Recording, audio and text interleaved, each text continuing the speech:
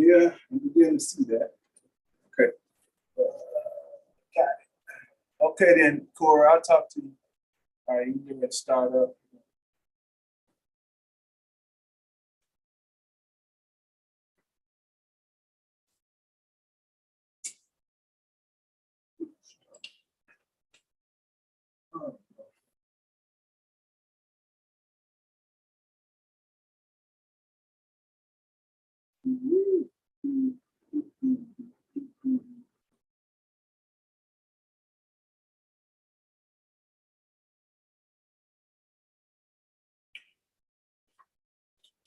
I saw Big Cully yesterday. Yeah, he was still out there? Yeah. All He was out there. right, and we're live. Thank y'all for joining us. Oh, wait, hold on a second. You probably can't hear me. Make sure everybody hears all vocals and sounds All and right, everything. there we go. Can Sorry y'all about hear? that. Can you hear All me, right, y'all Tiny? know how we do. What's that, Tiny? We bring out no press officer council, you know what I mean? Just community folk talks, community things, you know, trying to keep y'all abreast of everything that's going on for the last couple of weeks. We had to focus on the flood for good reason, man. It's almost going on a month now, next Sunday. And people still have yet to receive any Just dues. just dues, if you will, any compensation, any relief. But FEMA has come through and at least surveyed some of the damage that has happened. I see that once again, our governor has also declared a state of emergency so that we can get FEMA funding. So hopefully that'll be coming sooner than later. Again, it's almost a month later at this point, but you know, the only thing we can do is be patient, make sure we got everything cleaned up to that point. If you need any assistance still, make sure you're hitting your 311, get your service requests out. Make sure you're reaching out to your elected officials of all branches of government. Many of them either have folks that can help you with the removal of your items, or they have folks that can give you PPE if you need. Make sure you're tapping in with your local churches because they also have those as well. As we mentioned before, there are a couple FOIA requests from both the city as well as order management so that we can figure out what is going on exactly, how did we get here? And we also want to follow up with how do we prevent it from happening again? So to that end, we've also have a petition out. If you get to fill out that petition, go to change.org/Austin. You should be able to find it there. If you can't find it, holler at me, let me know. Make sure you're on that petition. That petition is just so that all of our governmental entities can coalesce and get us the relief that we've been asking for that shouldn't take us a month to receive, especially because we know that the weather was the way that it is. It's due to climate change and all of these other things, and it's going to get a lot more drastic in the near future. So, and don't forget, if you don't want to go online, just let us know. We'll get you some sheets to do your block. I mean, if you get 20 signatures per block, that would be great. yes, sir. That's at a minimum. Oh, I just see. All right, bet. So as we were doing the intro, I didn't get to the point. The fact of the matter is, so we talked about, so last couple of weeks we covered the flood, making sure y'all knew what was going on with that instance. But this week we want to keep it in the realm of housing, but we want to shift gears ever so slightly because housing is an issue in the Austin community. I don't know how much you all may know of the crisis that we're actually facing. And we're talking about affordable units that are going up in other parts of the city. Austin needs it as well. We are fastly gentrifying.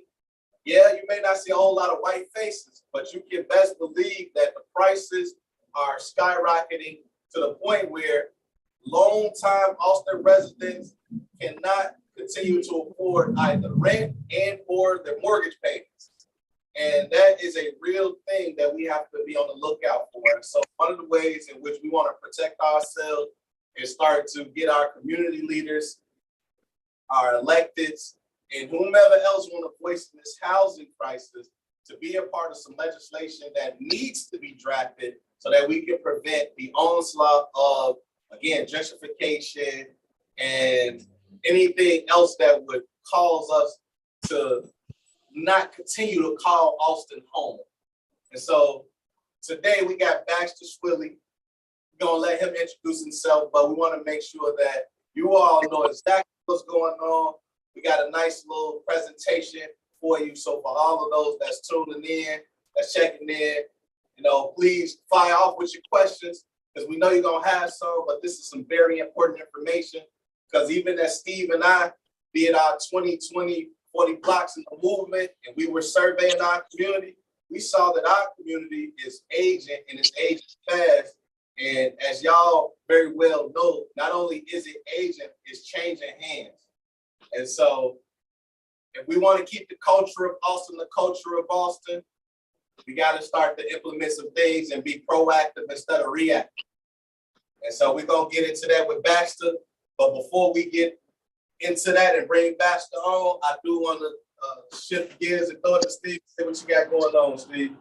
Oh, yeah, we had a good weekend so far. Everybody, I want to give a thank you to Miss Rosetta Guy, which is in the, what's 100 block? Chicago. They on the block, yeah. 800 block of Carlisle, right? Kedville. I'm sorry. Kedville.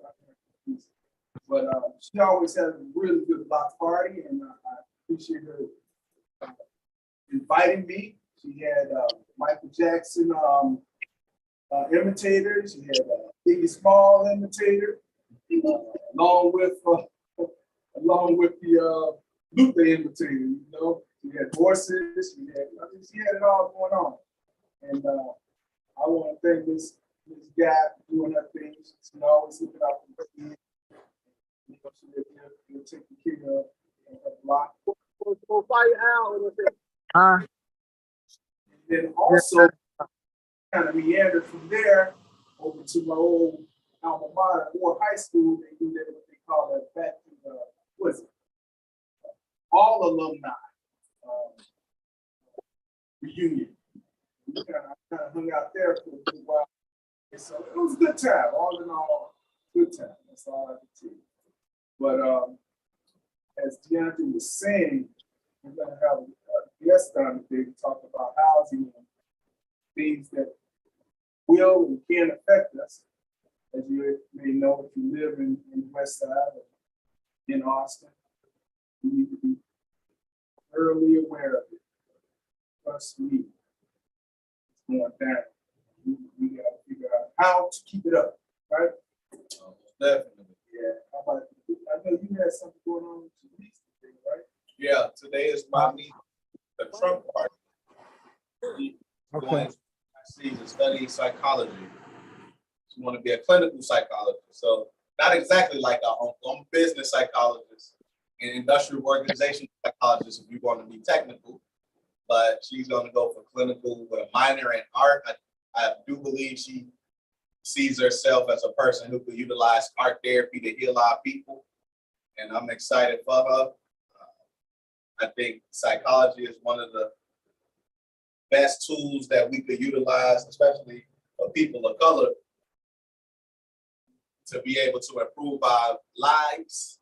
And so I'm happy that I took the path. I'm happy that she's taking it. And so I just hope that, she, oh my God, sorry, y'all. I'm actually trying to bring up the presentation now, and it is not allowing me. So bear with me. But yeah, so I'm just happy that she selected something that, is dear to her heart, something that could be useful for her and not just herself, but her people as well. So, all right. So you know what? It's looking a lot like I'm not going to be able to run this on PowerPoint, but I'm going to be able to do Google Docs. So is that cool with you, Baxter? Yeah, it don't make me no difference. Oh, we didn't got this thing. You want me to send it in another format? Yeah, hold on. You know what? Let me see. I'm gonna put it in. You want me to just share it with you as a Google Doc? I got it.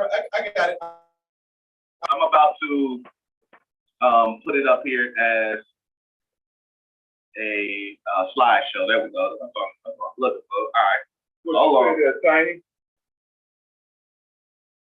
Hold on. Okay, that. All right, we should be good to go. Again. All right. Okay, yeah. So let me say this. I went to an investment seminar over at Bill last week with Phyllis Logan, and they talked about how you can buy property, and it's where you can buy property with 3.5% down, you know.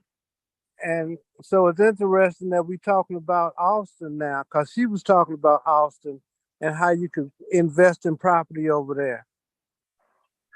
Right. But it has something to do with, as you said, investment or investment. I got you. Invest.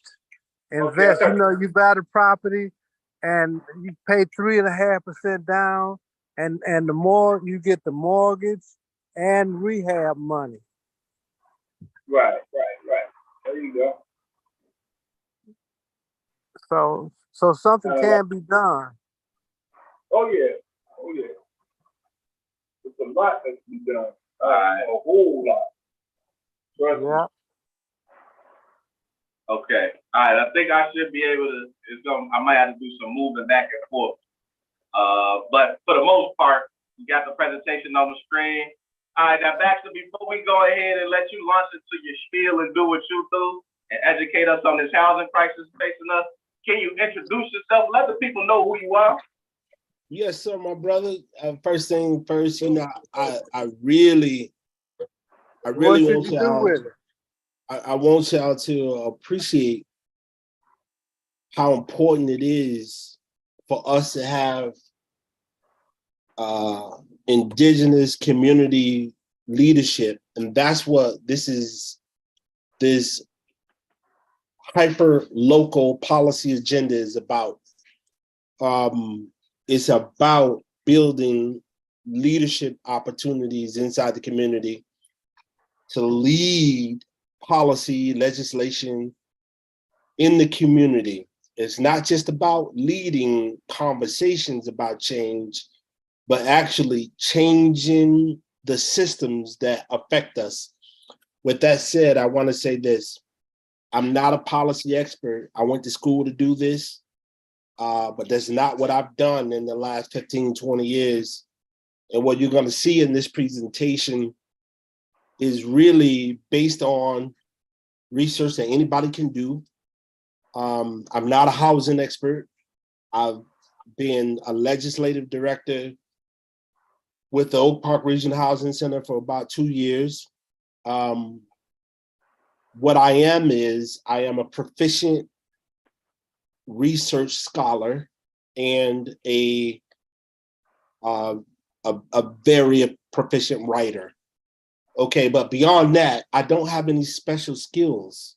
Okay, and what is in here is really based on what the community needs and what is out there for us that has already been promised. This is not about new requests to the power system. What this is about is what has already been promised. And if anybody understands the civil rights movement, you will know that that is what we have always been pursuing. It's always been having equal access to what we are entitled to. It is nothing more than that. I know that many people like to think through, you know, how do we change this and how do we change that? Before you change anything, you have to make sure that you are drawing down all of the things that have already been promised. And that's what this framework is based on. I started my career with Congresswoman Jan Schakowsky. She's a member of Congress. I was a staff member, 9th Congressional District. She's a very prominent member of Congress, you know, when I first started back in 2001. And then the Democratic Party deployed me to North Carolina to work on a presidential campaign. I was Midwest political desk for Senator John Edwards out of North Carolina.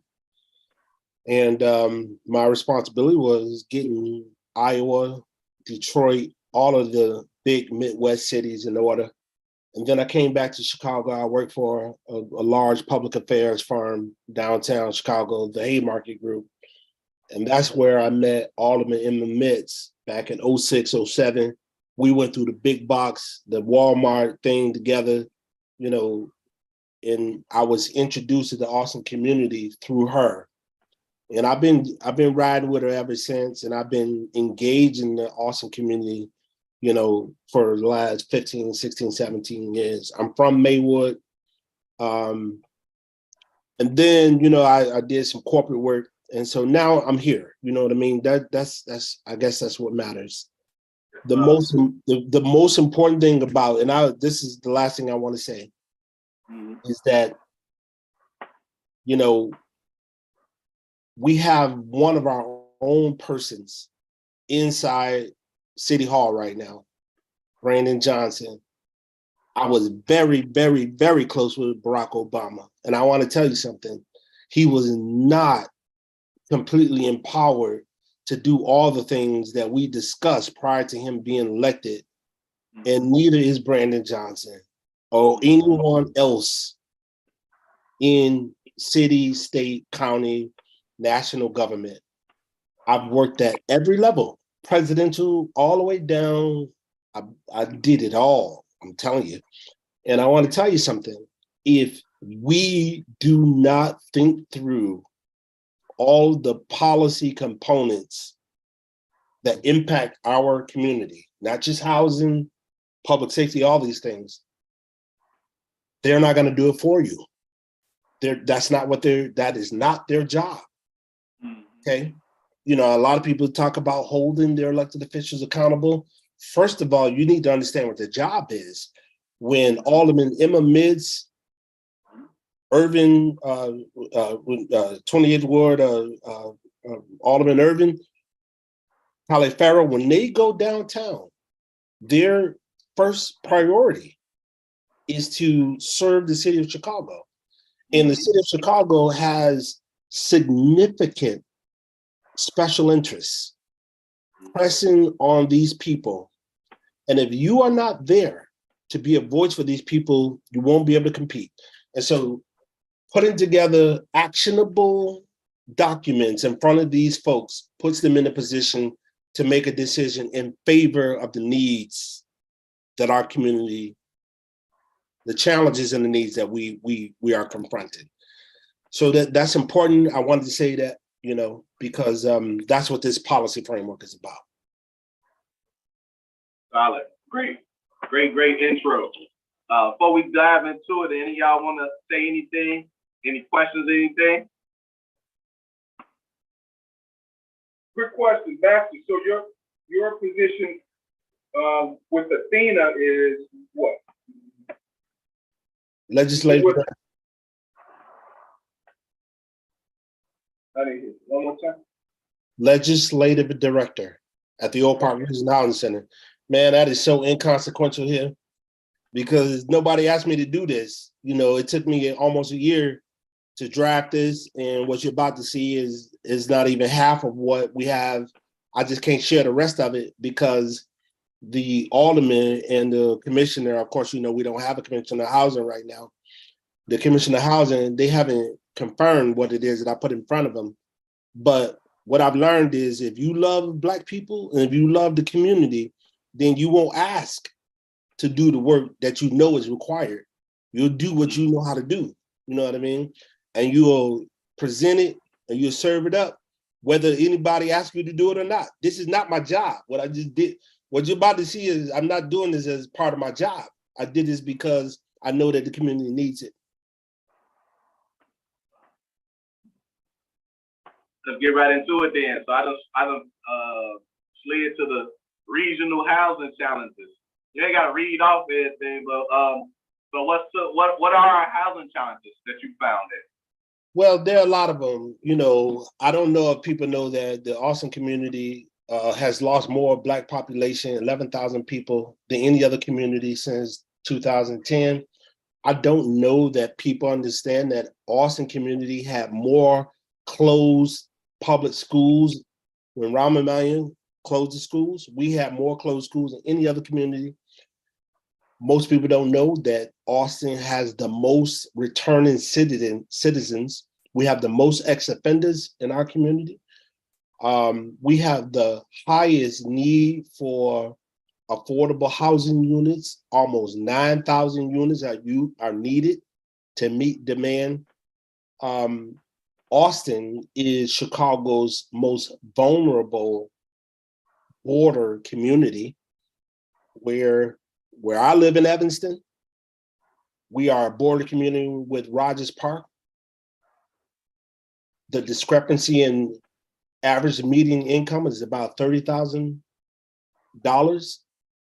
The discrepancy in median income in Austin versus Oak Park is somewhere around $50,000. And that is because of the segregation of opportunity. So it's not just racial residential segregation, it's also racial residential segregation of opportunity.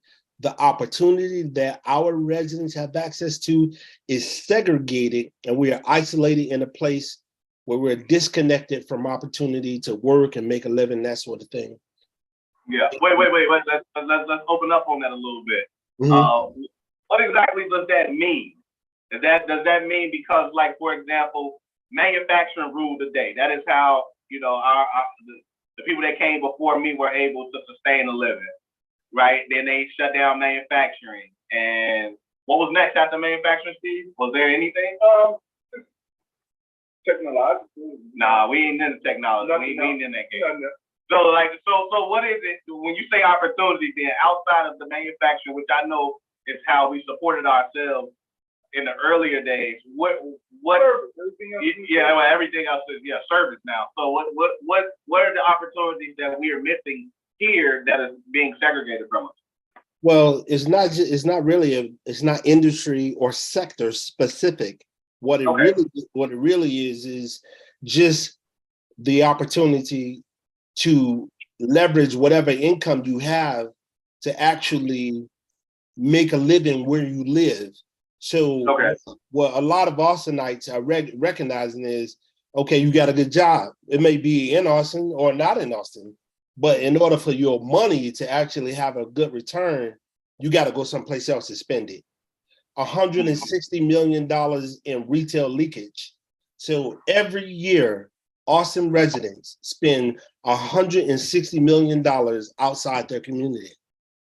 Most of that is spent in Oak Park, but they also spend it in Berwyn, Cicero, and other places. The problem is not just about affordability, okay? It's also about structural, systemic racism. And so that's very important. Of course, you guys already know that. I don't need to tell you that. But really what people will begin to talk about is affordable housing, affordable home ownership, everything costs too much, we can't afford it.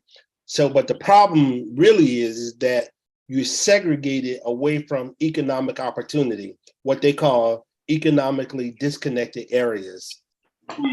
Another thing they have is called recaps, racially/ethnically concentrated areas of poverty. And we're going to talk about a little bit about opportunity zones in this conversation. The challenges are universal and they are unique because the housing crisis on the West Side is far more acute than the South Side. And most people don't understand that there are stratified disparities within the Black community. We are not a monolithic community. Even between us and the South Side, the West Side is worse. The West Side is worse nationally, not just regionally. We are in a very, very bad situation vis-a-vis all of our comparables. So you can go to South Central Los Angeles, you can go to the 9th Ward in New Orleans, you can go to, the bottoms in Florida. You'll find that the West Side is competitively destitute. versus all of those places. And so we have data demonstrating that the need is really, really serious. And so we need to come together for a hyper local policy agenda so that we are addressing the unique challenges that our community faces. Our community is not like other places. We have the children with the highest lead blood levels because they live in households where there's lead-based paint and all kinds of other problems, which should have been eradicated 20 years ago. But our children still live in these conditions. The Latinos in our community live in overcrowded, substandard, unhealthy housing conditions. And for Black people, you got to understand something. Women, Latinos, immigrants, we have always led the equity movement for everyone. And a lot of people don't want to extend that benefit to other communities. People with disabilities, the elderly, children with Down syndrome and autism. Black folks have to lead that. No one's ever done that before. We have always led that, whether you like it or not. You understand? So that's what this is about. This is about equity and affordability. Racial equity and then affordability. Both those things have to happen at the same time. Yeah. All right, so right here with the next one, we're talking about some of the regional housing challenges. We're talking about housing units and affordable housing. Why is affordable housing so important? And what exactly is affordable housing? That's a very good question.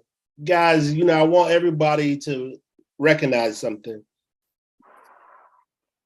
The DePaul University Institute for Housing Studies says that Cook County needs at close to 200,000 affordable housing units. If we were going to do new construction of affordable housing, that would be around $41 billion to construct those housing units, where a 2-bedroom, 800 square foot housing unit costs about $216,000 per unit to build. So think about that. Nobody's coming to the rescue. Nobody's coming to the rescue. When people talk about affordable housing, forget about that. That's a fiction. Mm-hmm. That is fiction. That is not real life. When someone is talking to you about affordable housing, we do not focus there. We focus on the root cause of inaffordability, which is segregation and systemic racism. Mm-hmm. So it's not about affordability. You're not gonna never get it. So you may get affordable housing for yourself, for your family, for your friends. But think about it. For us to meet the affordable housing need in Austin alone would be close to $2 billion. $2 billion with a B as in Baxter. Mm-hmm. You understand what I mean? That it's not happening. There's no savior. Nobody's dropping out of the sky to come up with that kind of money. It's not going to happen. Right. So we have to focus our efforts more universally, more panoramically. We have to think about this issue from a panoramic viewpoint, right? We got to get people off of drugs. We got to get the violence off the streets. We have to put people in a position so that they are employable, so they can get a decent job, to access what we call NOAA, naturally occurring affordable housing. Those things already exist, but our people are not in a position to take advantage of it because you got an eviction on your record. You got some sort of criminal record. You got bad credit. You understand? Our lives have made us ineligible for a high quality of life. Mm-hmm. The life you live as a young person has made you ineligible for a high quality of life. You are consigned to a life of poverty, struggle, all this sort of stuff. This is a very, I don't mean to get too esoteric with everybody, but you guys, y'all, I don't live in Austin. I'm a partner. You know, I'm a friend. You know, but we have to think through this for everybody because nobody's thinking about it, and nobody gonna think about it for us. Stephen Robinson. Hey, y'all got questions? So it seems like ain't no hope, huh? Oh, there's plenty of hope. There's plenty of hope. Look, man, if Lincoln Yards, they can give $200 million in public housing and public money to put up some big shopping center. I just seen so many big projects done. They can do it on the west side. You know, the highest amount of public investment that ever happened before Invest Southwest was about $12 million. They gave my organization, Oak Park Museum of Housing, $47 million. And that $47 million is going to build around 51 affordable housing units, which is 0.0058% of the amount of affordable housing that we need. $47 million got you 51 affordable housing units. Right. It's impossible. It's a conversation not worth having. The model, the paradigm is all wrong. They got you focused in the wrong direction. That's the Laramie State Bank. If y'all Laramie know. State Bank, yeah. We offering, yeah. What we're gonna do is give you 51 affordable housing units, and that's at 81% of the average median income. Mm-hmm. And most of our people not even at 81%. Mm-hmm. We have 60%, 40, 30%. Mm-hmm. Now, what's this right here with this housing cost burden? What does this mean? When we're talking about housing cost burden, family, what we're talking about is you're not supposed to spend more than 30% of your income on housing. If you spend more than 30% of your income on Okay, housing, my dear. Thank you so much. Mm-hmm. if you spend more of your income on more than 30% of your income on housing, then you are essentially cost burden. And you know, everybody's spending more than 30%, right? So we all cost burden. That's why I don't pay attention to these numbers no more. Mm-hmm. I mean, people, you know, we got people spending, you know, half their paycheck just to pay rent. Yeah. Now, do you think that this is almost like a sidebar question? Because I think about this often when I talk about how I recognize I got 5 other brothers and sisters. And I recognize that when tax time comes, if we all was to put our money in the pot, the one with the good credit and a nice job, go out and get the loan, all of us go get us a building, we live in that joint together, and it's ours, you feel me? And we all could, you know, break bread. And I always think that what's preventing the community from building that way? You know, a few of us family friends do that same, take that same idea and strategy and live together, but it almost seems like we want to be apart from each other. We don't want to live as a family, but we talk about community often. You know, so I'm always like, are we the ones that are putting us in this position where we gotta go get rent because we just can't live amongst one another? Understandably, there are those that are going through things that have to be apart from the family, and I understand that totally. But for the ones that don't necessarily have to be, are we actually causing a burden on ourselves because we can't live with each other? Well, you heard what the brother said. I was just stating facts, and the first thing he said was, "So it looked like there's no hope." Right? That's your natural conclusion. The truth of the matter is there is hope, and the closer we live together, the better everyone would be. That paradigm that you just spelled out, that's the solution. But of course, it requires trust, you know. Yeah. So I tell people, man, build up your integrity quotient. Mm-hmm. You know, when your people call you, I need to go charge my. Go ahead. I'm sorry. You know, when your people call you, call back. You know what I mean? When you say you're gonna do something in the community, you make sure you do it. You know what I'm saying? And that will put that will alleviate a lot of fears about people relating to one another is not a lot of integrity, particularly among men in our community, and that is important. Your integrity quotient is actually more important than your credit score. If I trust you, that's and Brother Stephen trusts you, and the next man trusts you.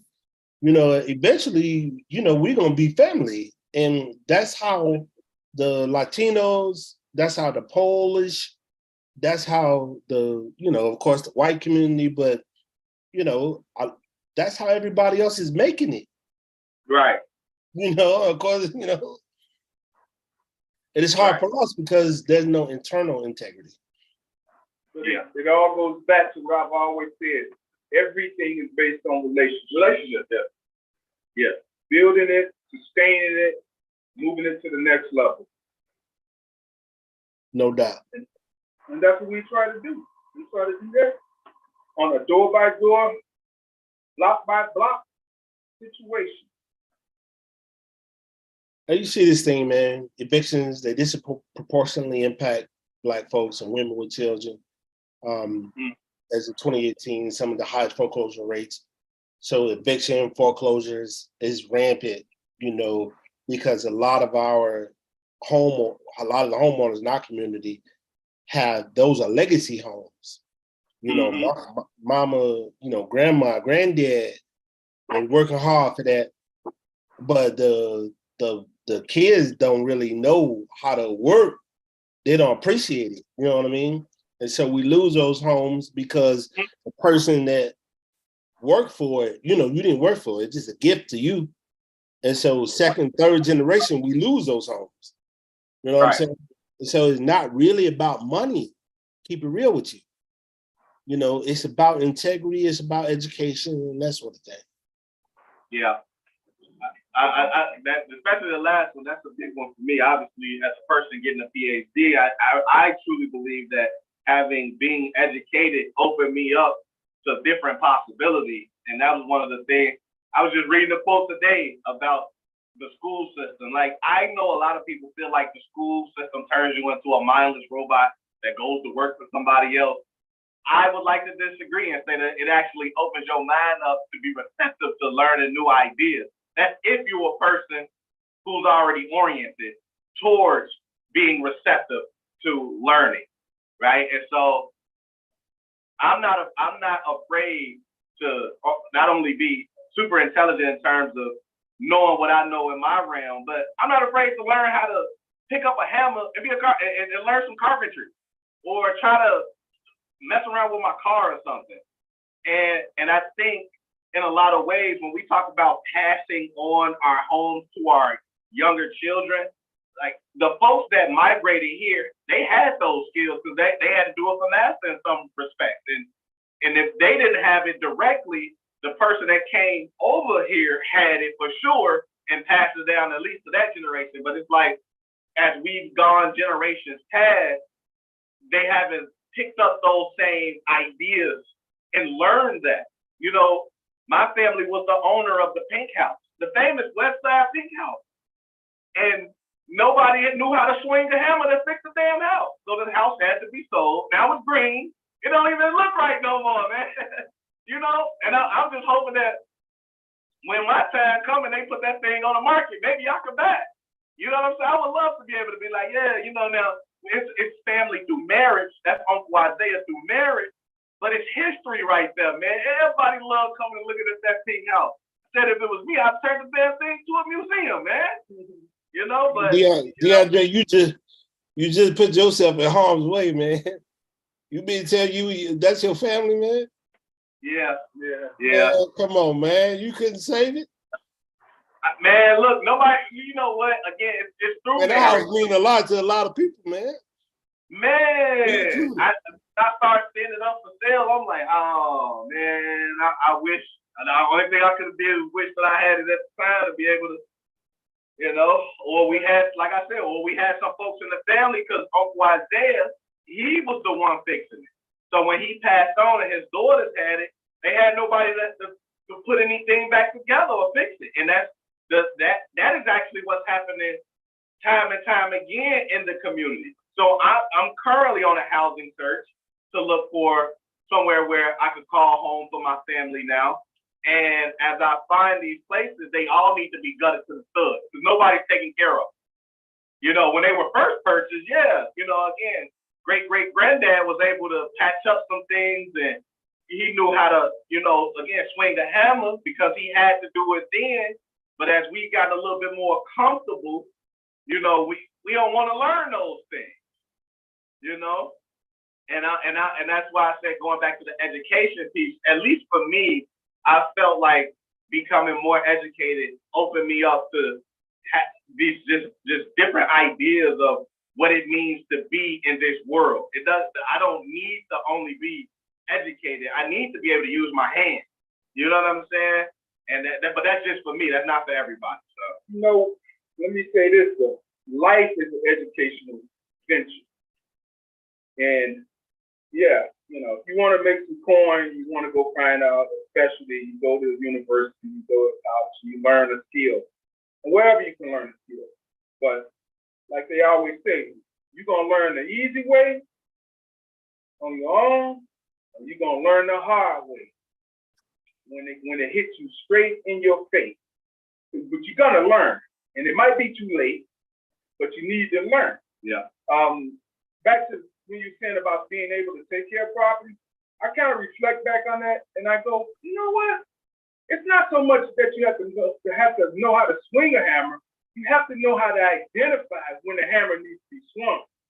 Because most of the things that happen in the house, a lot of people really can't do it. You know, you need certified electricians to do certain things when it needs your circuit breakers need to be up, work done. Say work done. Man, look, I'm jumping on YouTube. YouTube show you everything. Yeah, YouTube show you how to end up on a structure. Because it's just certain things you just gotta do. Yeah, that's why I'm committed to becoming an electrician after I finish my PhD. Yeah, I am committed. I don't want that. Stop it, DeAndre. You ain't about to be no electrician. No, I promise you. I'm dead ass. Not because one is the electric component is probably one of the, I don't know this to be sure, so please don't quote me, but I think it's one of the most difficult to understand parts of housing. And then the other thing is that plumbing. Yeah, and plumbing. So I don't care about plumbing, but I care about electricity, and I also believe wholeheartly in trade education. And I don't want to be a person who's just like, yeah, trade, and not at least try and see and try my hand at it. And if I can, can become an electrician, and in addition to having a PhD, then I will feel very solid as a person and being able to say, man, look, if I can do all of this, I know you. And I'm from here. I'm from Austin. I'm legit a son of Austin.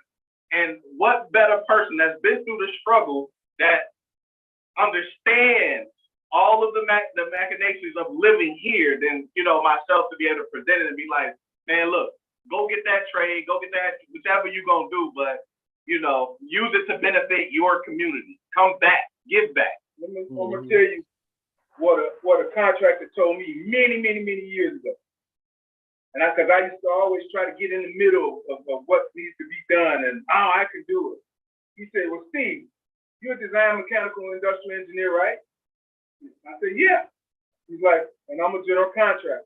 He said, go make your money and bring it to me so I can do the job that you don't have time to do. And I'm like, yeah, but I'm getting screwed here because you're getting my money. Right. More than I want to be giving up. And I know how to do certain things. Right. But it kind of made sense because if I'm making X amount of dollars and I'm making good money, why not give him a little bit to do the job that while I'm at my job, he could be doing the job at my place. And it made sense over time. And I was always bartered with the guy, and we would be splitting hairs. This is 25, 30 years. We splitting hairs over $100 on the. Hey, wait a minute, $100. Well, then give it back to me. I want my $100. I don't want to give you that much, but over time, you just learn. When you get a property, you own a home or what have you, yeah, there's certain things you're going to go and do. You're going to straighten out the electrical plates. You're going to nail that border back to the baseboard. You're going to paint patch up a spot. You may even turn a wrench here and there to tighten up a pipe. But certain things, you can't really say that your grandparents and your forefathers that moved from the south up to the north, they were doing a lot of these things. Because they just didn't. They did what they could do, and they called somebody. And most often when they did call, they got beat. They got beat to get the job done because they just didn't know. They didn't do the research. Yeah, they had YouTube, and they have that, but they had books. They were books, but they just didn't do the research, and they waited till it got so bad that they had to call that person. Man, there's water coming in. Well, if you'd known, you would have looked up there and seen that there was a lift. Some of the tar paper was lifted. You could have put some coal tar on it. So meanwhile, while you researched and found somebody to give you a good price to give you a new roof, and figure out what that would cost, and and say they got some money, I'll get the dumpster, I'll pay for the dumpster, you bring it, I'll tear it off, you come and lay it, whatever. I don't know. Well, yeah, I'm not advocating that you do anything that's way over your head, but I'm just saying there's certain things. I'm a DIYer. Like, I like to put stuff together now. You know what I mean? And I'm not afraid, again, to just try it. But for those projects, like, I would never go out and try to work on my plumbing. I don't care how much YouTube, I'm not gonna do it. I'm not gonna go out and try to work on my tuck pointer. Not gonna do it. Like, it's just certain pieces that I'm not gonna involve myself with. But yeah, I'll try to lay some concrete. Why not? Hey, I don't think that's that difficult. You know what I'm saying? I'll try to build some fence posts or something like that. I don't think that's that difficult. Right. But I ain't gonna, some certain things, like, nah, you're not gonna catch me. Well, I mean, look, I got some block club leaders over here now, like Miss Houston. She do all the tuck pointing, which is good because she's catching it before it gets too bad. And then, and then she's catching it. I'm calling Miss Houston then. Yeah. I'm not that good. You just gotta know how to mix your water and you have the right tool to put it, the material in there. But then when you want it looking real good, you gotta call a pro. Unless you know how to do it, brush it down and all. Yeah. But again, when you're talking about property, it's probably the biggest purchase outside of a car that you would ever have in your life. Most definitely. The way education looks these days, $300,000-$400,000 is like, what the heck? Hey, but we do need to really look close. Now, Baxter, I'm gonna touch base with you on this portion of it. What about the businesses? What about the organizations? Because I applied for a TIF, the SPIF, actually SPIF, and I got jerked around on it because COVID hit. Got all my documents in, everybody shut down. Everybody shut down, they finally opened back up, and I'm like, okay, so where am I at? I've been waiting on this for 2 years. I got the okay, I got everything in. Oh, you didn't get it in on time. I'm like, what do you mean? I got it in before the deadline. Well, we weren't there. Well, you weren't there. How is that my problem? So I reached out to a local alderman, and I told people with that, I said, my alderman would like to make sure that I get this.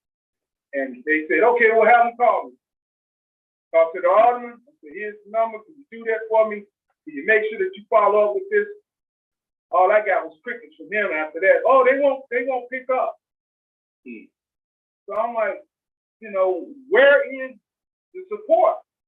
You want to build a community. You want to make sure businesses are sustained and your ward looking good and all that, but when it comes to that kind of support, it ain't happening. Unless you're in the know, I guess. You gotta be in the know. That's important, Stephen. You know what I'm saying? The being in the know, and that's what I don't know how much time I got, but the presentation, what I have here is gonna address that. Oh yeah, got to you want to leave, but we go to 8 though. So Yeah, I I will. don't want to, let's get through this because there's a lot in here, family, that I feel like is like relevant to a lot of parts of the activism that I'm pursuing, especially with DeAndre trying to build, like an environment that is more publicly safe. You know what I'm saying? I talked to DeAndre about this, man, DeAndre, 4-5 months ago. Yep. You know what I mean? And I'm sorry I didn't send it to you because it wasn't ready. I couldn't send it because, the alderman and the commissioner of the housing and Department of Planning, they wouldn't, they're like, maybe this is okay, that's okay. So this, what I got here is still very preliminary, but at least I can share it. Sorry to make the apology, online. But DeAndre, I wanted to send it to you earlier, but I couldn't. No worries, brother. It's all good. We got it now. Now look, so is there any particular part that you want to start to move toward? I know you just mentioned the advocacy piece, or do you want to kind of go through it? You want me to go through it one by one, or do you want to start to move towards the piece? No, just go through it. Just go through it. Okay. Go to the next slide, and we'll just go through it. There ain't nothing to say about it. Then I'll just ask you to go to the next slide. All right, bet. Oh yeah, we talked about that a little bit. Right. We talked about this. 1/3 of I think most people don't know that. Not just about the foreclosures, but 1/3 of Austin residents don't got a bank account. One third. 1/3. They Wow. have a bank account, so they're either banked or unbanked or underbanked. So they may have a bank account with like a online organization or something like that. But 1/3 of Austin residents don't have a healthy financial relationship with a financial institution. You understand what I mean? 1/3. I see somebody got their hand up. Yeah. Well, I would say hopefully the Leaders Network Credit Union will hopefully address that. And yeah, I'm gonna go ahead and let the person with the hand up. iPhone. Hi, how are you? I'm well. How are you? I'm doing well. I have a real quick question.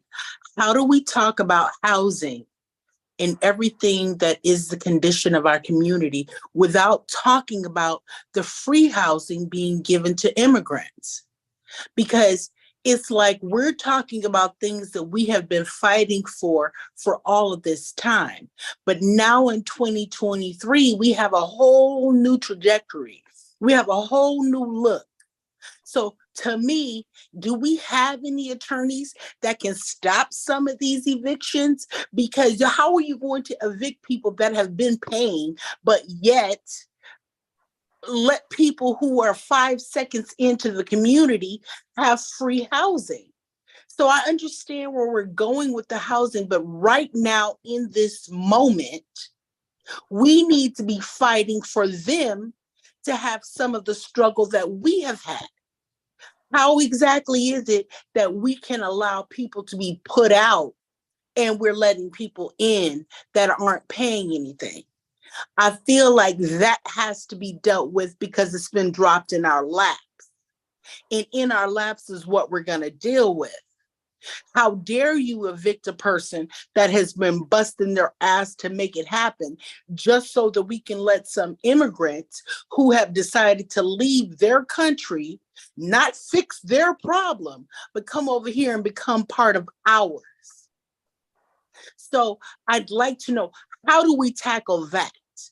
Because I'd like to see an attorney step up and say, no, you're not going to evict people that have contributed to this tax base, that have contributed to the community, and you want to put them out, but yet you want to welcome people who didn't build anything. I think that's where we are. Not because we want to be, but because this is where we've been given and it's been dropped in our laps. Amen. It is Amen. not fair that we have to sit here and figure out how we're going to make $1 out of 15 cents to pay rent, and these individuals get it for free. No, that has got to be addressed first, only because it's been dropped in our lap right now. We need some powerful attorneys, somebody to step in. I mean, because everybody on this call has friends and knows somebody. I want to know, where is that attorney that's going to step up and say, no, you're not putting nobody out of their house that has paid money into the Chicago tax base, whether you buy a Chicago sticker, whether you buy, pay a $30 for a half an hour of parking, whatever it is, whoever's about to be put out of their house has contributed, but yet we're giving free housing to somebody who is pretty much like, I'm gonna be here, I don't give a damn what you think, I'm gonna be here and I'm gonna run this shit. No, I feel like we need to take arms against these people who want to take our shit that they didn't earn. And that's where our energy needs to be placed immediately. Again, not because we choose to, but it's been dropped in our laps. And you got to handle things when it's been given to you to handle. So that's my question. What's your question, lovely? No, that was it. How we going to handle that? Because Well, these people don't have any rights to anything. They have not put in on anything, but yet they get free air conditioning, free heat if they need it, free rent. And then we're evicting people who have busted their ass and contributed. So my question is, how do we combat that? Right. Amen. So the first thing is, these folks are coming here willfully, and we did not. They are coming here on boats that they paid for. We came on here boats that we was forced on. So the problem is not to be compared. Anybody that tries to do that is an enemy of our people. But the second part is, what the public financial outlay for their housing is minuscule. But here's the thing. Everybody but let me finish. But let me finish, because you said a lot. Okay. So the amount of money that is being committed to their housing, and I think that we're up to like maybe 8,000, something like that. It was 941 that just came recently. So, we're talking about a very small population. And what I was saying was, this is not about money for us. It's not about affordability. This is not because, if we're going to house all of our people in Austin, $2 billion, who's going to come up with that? So $50 million is what Brandon has allocated. That's the proposal, the most recent proposal. If anybody knows anything different, please tell me. The most recent proposal I heard was $50 million for housing these migrants. About 10. That's about right. That they are no threat to you. If you're talking about the migrants, no threat whatsoever. Our problem is way bigger than that. If they wanted to put out, $250 million, 250 million, whatever, that's not no threat to us. Now, the second part I want to say is this. Your job is to advocate for everybody that's vulnerable. Nobody can do it except us. Now, you probably feel like we keep doing it for everybody, but we don't get anything. But every time we do it for ourselves and others, we always advance. When we only do it for ourselves, nothing happens. When we think about the elderly, the people with disabilities, when we think about immigrants, when we think about children, when we think about those who are, just the weakest, most vulnerable, a lot of people in our community don't want to take on that burden. But I'm going to tell you something. There's something about what I'm seeing in the social equity movement that says nobody else can do it. Now, I what I'm about to say, you are not going to agree with. But I'm going to tell you something. Your interests will be advanced. Your interests, because I can tell that you care and love Black people. Your interests will be advanced if you advocate for them. See, because what they're needing is what we need. And if they give it to them, that creates the scenario for us to draw down data, facts, information. Okay, I hear you. Well, I'm almost done. As a case study for everything what it is that we need. You understand? I hear you, and I understand everything you're saying. But here's the thing. Everybody who's being evicted has paid taxes for them to get that money. It is a tax base. It is a money thing. That's because of Black because racism. you chose. Because wait now. Don't got nothing to do with them. They don't got nothing to do with that. Choice to leave their country instead of fixing it. We Black talked about that people already. cannot leave. We can't go nowhere. We got to stay here and fight and try to change the circumstances to which we live and to which we dwell. They chose to leave their home and come over here and be now our problem, our solution, whatever you want to call it. But the people who are paying for them is your tax dollars. They're not just, that money's coming from somewhere, and it's coming from the taxpayer. So the taxpayer that's being evicted is now contributing to them to live for free because they chose to leave their country and not fix their problem. We're made to have to fix this problem because if we weren't, we wouldn't be on the phone right now. We wouldn't be having a conversation. Everything was wonderful. Let me ask you a question. What's your name, young lady? My name is Kimberly. Kimberly, I'm Baxter. Good to meet you. Nice to meet you. What's the second largest immigrant population in America? I'm guessing Hispanic. Well, you know what? I said the second that largest. That is crossing the border. And see, I have Kimberly, we're in a conversation, honey. So what's the second largest? Ask your question. You're saying a lot. Black people. What's the second largest? Black people. Population in America. But are we considered immigrants? What is the second largest immigrant population in America? I have no idea. Why don't you tell me? I will tell you. It's Irish. People from Ireland. And let me tell you something. You've been subsidizing their housing for decades. Well, yeah, but on the other side wait. We're not gonna keep going, So the data is what drives the reality, is what drives the solution that we're seeking. Irish people, you have been subsidizing their lives. They are here illegally too. Did you know that? Wait. That was a rhetorical question. Wait a minute. But you also Kimberly, just give me you said a lot. You just gotta give me a moment. Okay. So what we're dealing with here is you have been subsidizing their housing to the tune of 11 million through the 80s and early 2000s. Now, you don't have nothing to say about that. The reason is because you don't know about it. And what you are talking about is what you are seeing on television. And we are not triggered by what we see on television.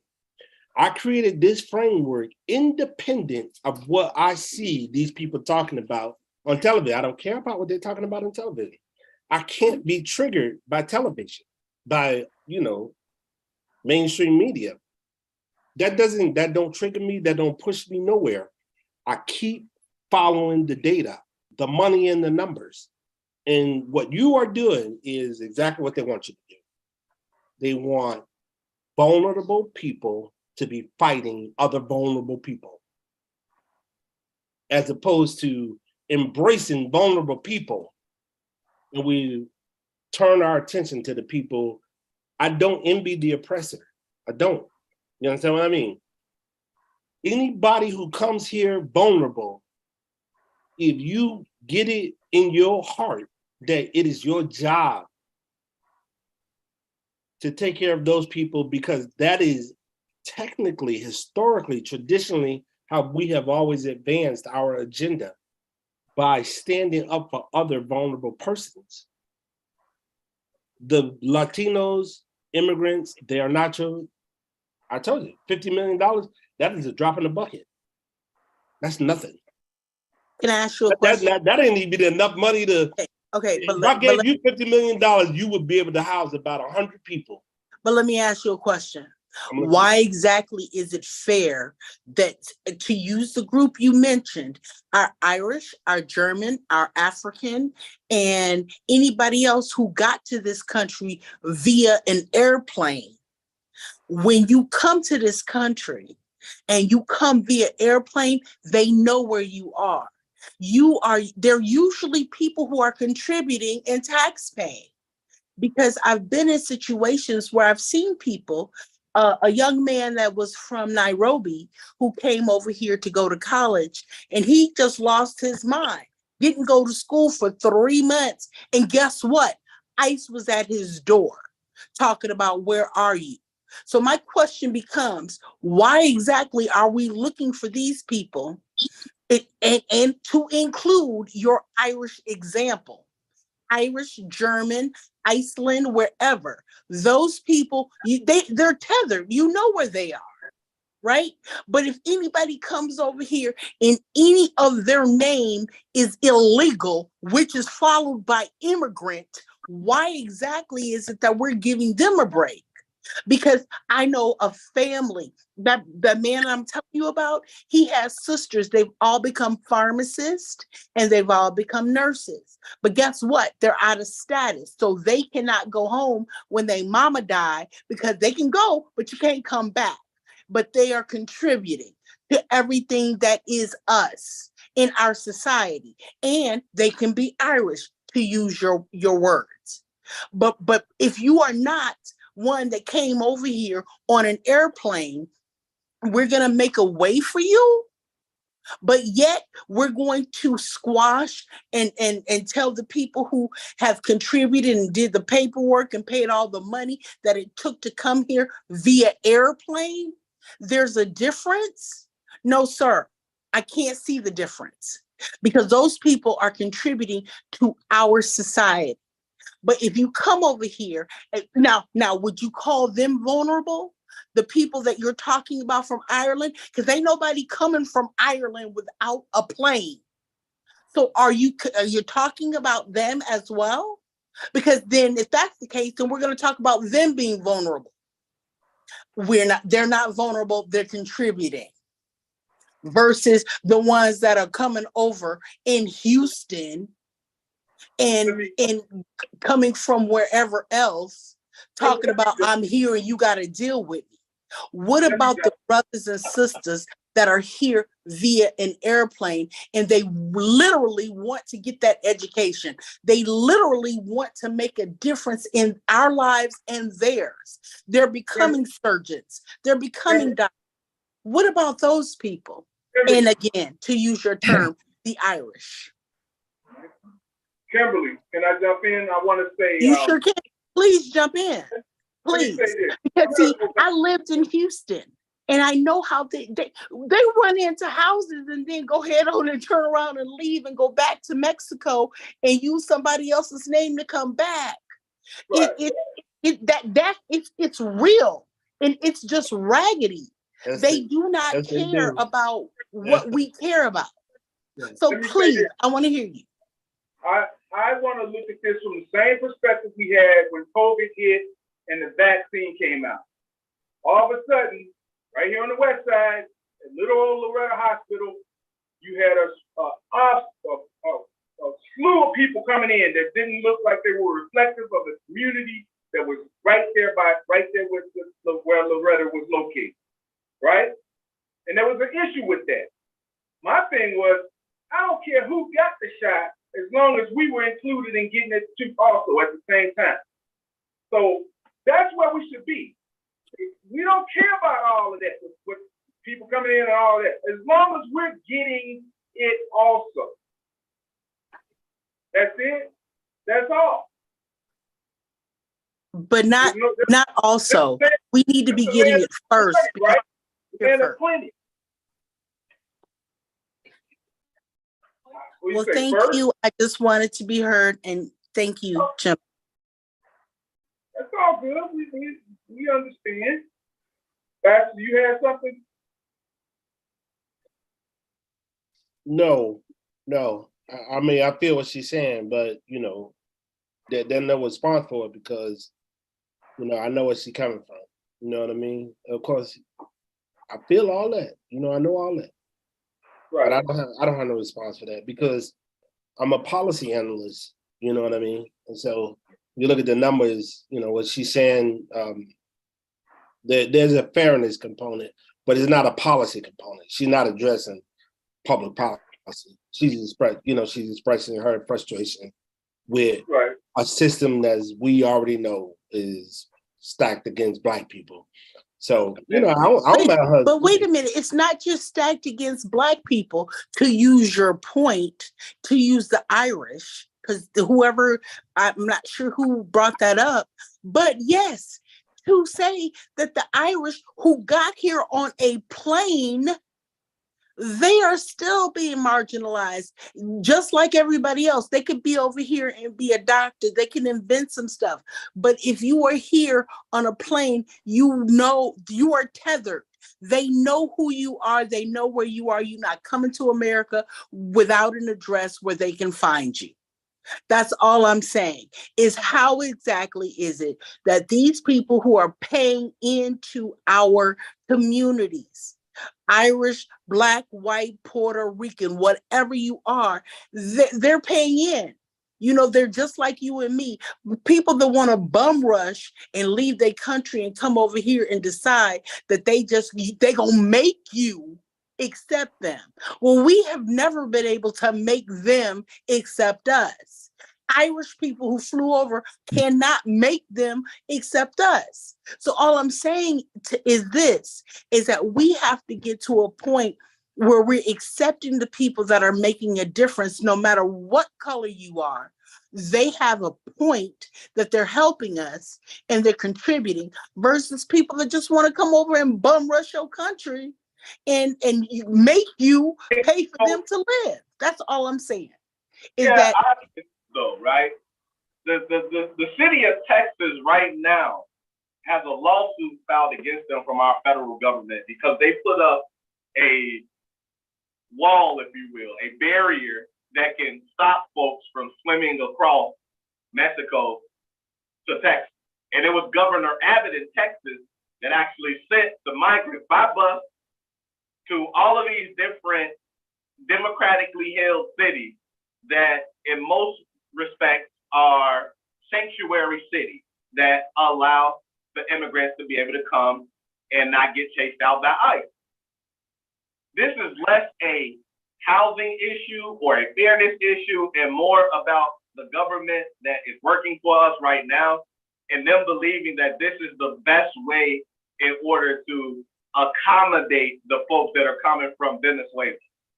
They're coming from a war-torn country. Some people would suggest that it's actually the United States' fault that they're in that position because of the heavy sanctions we levied against them.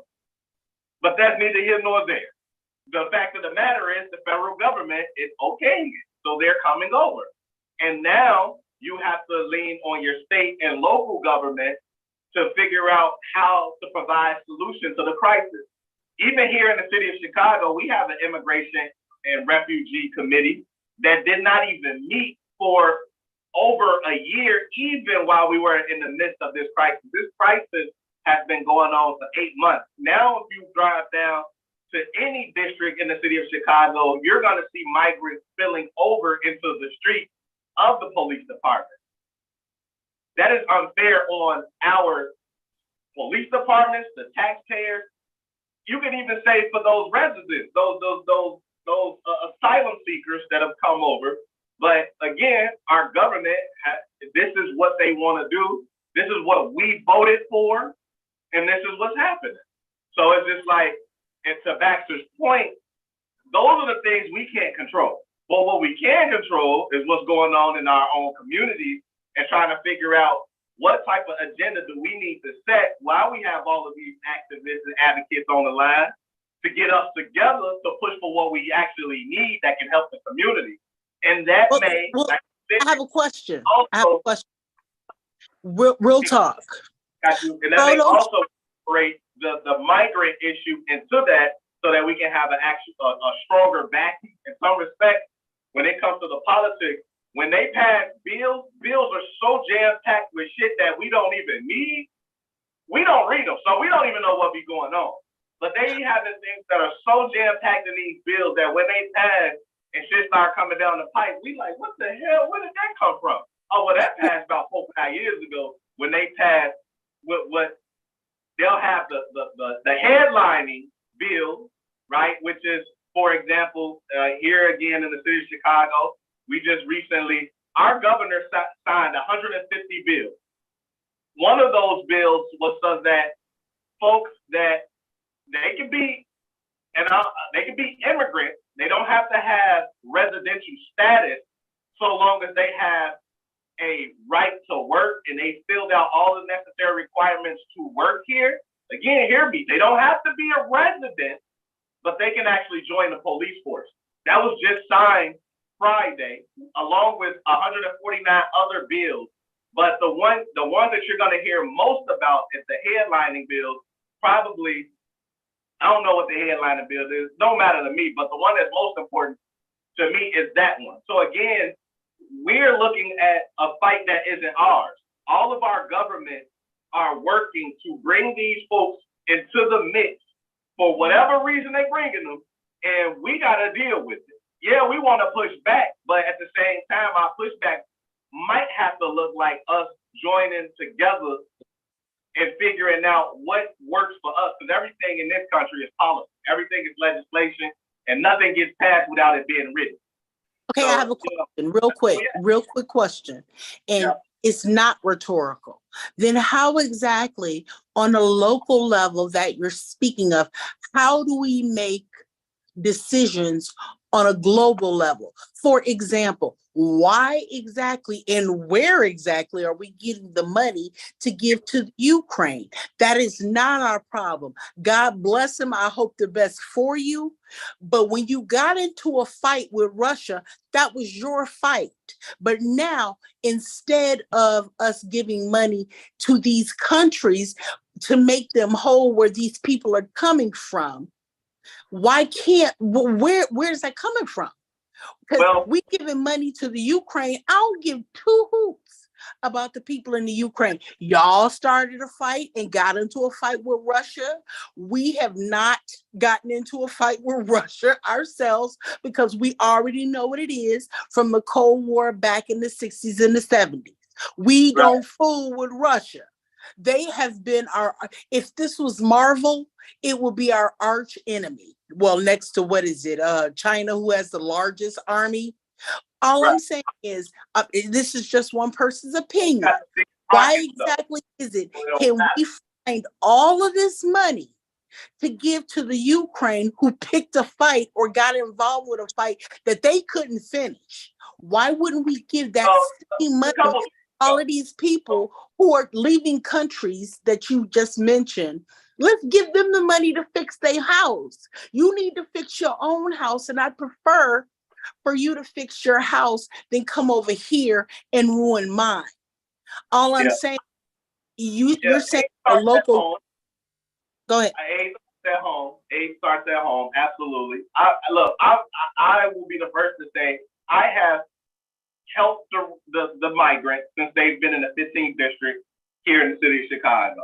And I also feel like it is unfair for them to be at the police station as well as coming into the city the way that they have, being bused here and utilizing the resources when we have so many seniors and other vulnerable populations that have not been able to get all that they deserve from their country.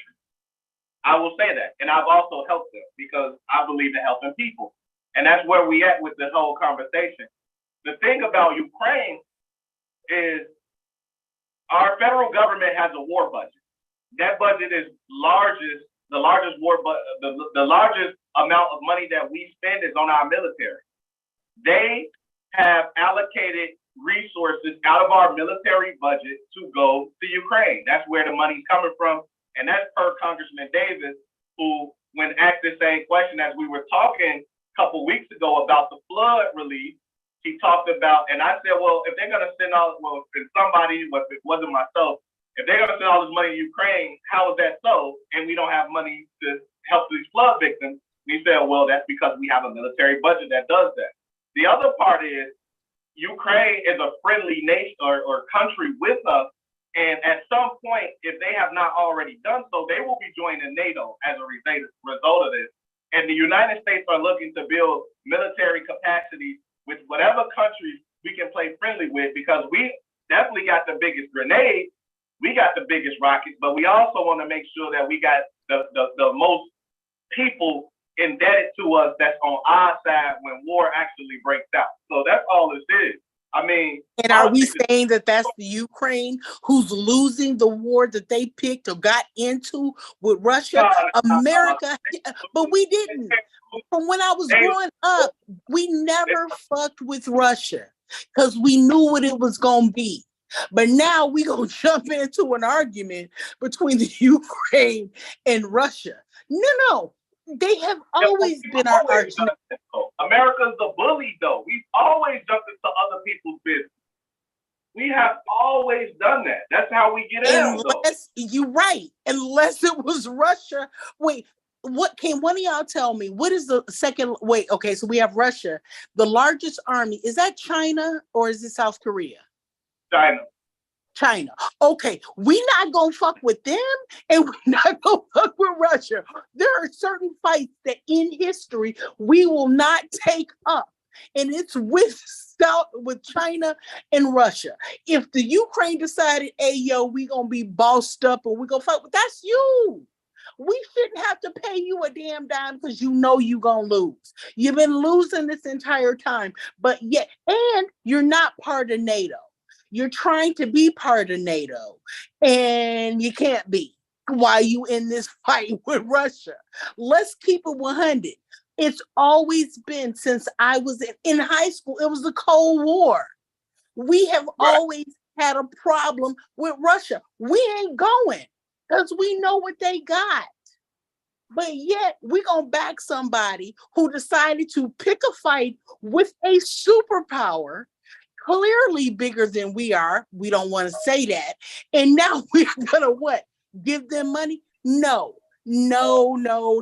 They decided to pick look, we can be a bully, but we ain't a bully against Russia. We bully everybody and have been for the last 30 years. I was born in 68. And in history that I learned, we can be a bully, but we ain't bullying China and we ain't bullying Russia. But we're going to back somebody that has decided to pick a fight and give them all of our money.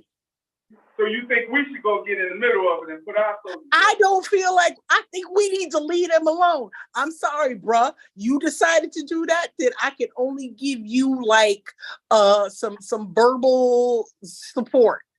We cannot support you financially because we couldn't support ourselves if we were to get into a fight with them. So you chose that fight, then you. No, we'd be all right. But that's what I'm America saying. be all right. We'd be all right. So the other side of this is just take our soldiers and put them over there and get this done. For real, that's the only other thing we could do. I mean, the same thing. You're gonna spend money. But you're gonna spend money on. Yeah, I mean, because at the end of the day, I don't know. But I'm going to tell you this, I would be very afraid if we had to send our troops into Ukraine to fight against Russia. I'm going to tell you like this. I cannot necessarily, this is just one person's opinion. I can't tell you that we're going to win because that's why we never went into a fight with them. You don't go into fights that you maybe you won't win. We have not messed with Yeah, Russia, but that's and we why, have not messed with China that's why, for a long time for that reason. You don't but go into that's a fight that's going, the reason why you build allies with countries that surround Russia. It's a but those strategic. people, but here's the thing. We ain't heard nothing of them people. Some of those people will say, yo, I got your support, but I can't give you no military assistance. And that is what they have said, okay? Some of those other countries that are NATO driven, that are in NATO, they're like, you know what, I got you, but I can't feel you. Because see, if Russia comes for me, then I'm going to be hoping that you got my back. No. This is all I'm saying is, and I'm gonna leave it alone, is that we are bullies to people who can be bullied. Russia and China are not the ones that we want to play with.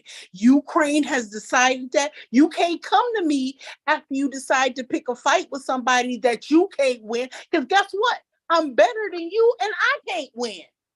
I can't win against Russia because they are truly crazy. They are true. Those little bombs that they're talking about that go out and just explode and kill everybody and destroy. No. If I am not going to pick a fight with Russia, how do I look backing you who chooses to? No, that's you, dog. I got you, and we can sit up and talk. We can pontificate. We can do whatever. But Ukraine needs to figure it out. Y'all getting run over by a country that we will not fight. Throughout the last 40 to 50 years, we will not get into it with Russia. Afghanistan. We gave support to the Afghanis when they were fighting against the Russians in the 80s. We gave millions and billions of dollars to the Afghanis to do the same thing. Did they win? The Afghanis, yeah, they got the Russians out of there. They said it. From a Russian person, they told me there's not a person that was in the former Soviet Union that didn't have a relative that was an uncle, brother, cousin, or friend that died in that war. They lost millions. I feel you, my brother. But what I do know is that we have never gone heads up, knuckles to knuckles. Fuck all the bullshit. We've never gone heads up with Russia. Anything that has been done has been always this side out, whatever. Right. There's never a reason. Like these guys are, they're over in the cold. Like this is America. Like we don't. I'm sure the Russians would love to actually come over here for a little bit of time. Oh, now the only thing that we have going on is that our military is stopping them.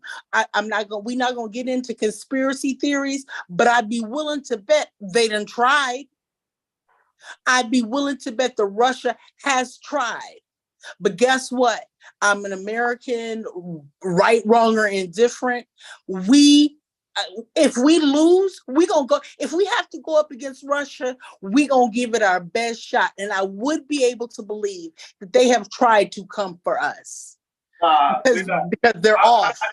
I don't foresee us going against no country with nuclear warheads are even trying to go, because nobody wants to see anybody press the button. And if Russia was as crazy as they believe they were, they'd have pressed that button a long time ago. But why do you believe? But wait, why do you believe that they have not pushed a button? They have not pushed that one. But I believe that in all of our years, they have tried us. We don't know about it, but there's some crazy. What's this? Please, somebody tell me. What's his name? What's the head of Russia's name? What's his name? Vladimir Putin.